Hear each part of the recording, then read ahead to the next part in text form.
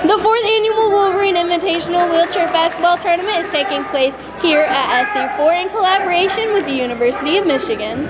Today we are celebrating wheelchair basketball. It's the 4th Wolverine Invitational, our marquee wheelchair basketball tournament hosted by University of Michigan in partnership with SC4. This is the 3rd time that we're hosting the event in Port Huron, and each year that we've hosted the event, it's gotten bigger, bigger, and bigger. So I'm very excited that we have 12 teams competing here this weekend. We have 121 athletes that are coming from all across, from Arizona, from New York City, from Eastern Washington, from Toronto, Ontario, and all across the US and Canada. So I'm excited to see some very intense, competitive, but also very collegial and supportive wheelchair basketball this weekend as we celebrate the sport, adaptive sport, access and inclusion when it comes to health and wellness, and it's all happening here at SC4 in Port Huron. We really have to give a big credit to Guardian Life Insurance Company, one of our primary sponsors for the 4th Wolverine Invitational.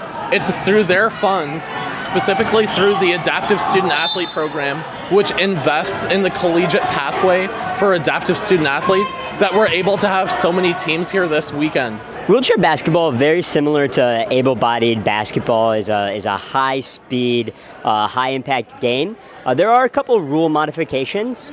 You don't have a double dribble in wheelchair basketball. You can put the ball in your lap and you get 2 pushes before you either have to dribble, pass, or shoot. You know, adaptive sports and programs like the University of Michigan Adaptive Sports and Fitness program are so important because everybody deserves equitable access to health, fitness, and well-being.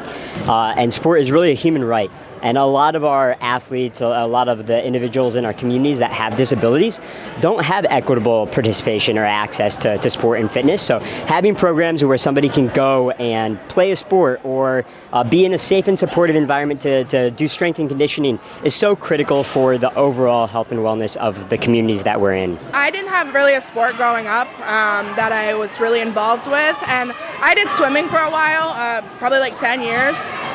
But it was an individual sport, and I felt like I needed more of a team and family aspect.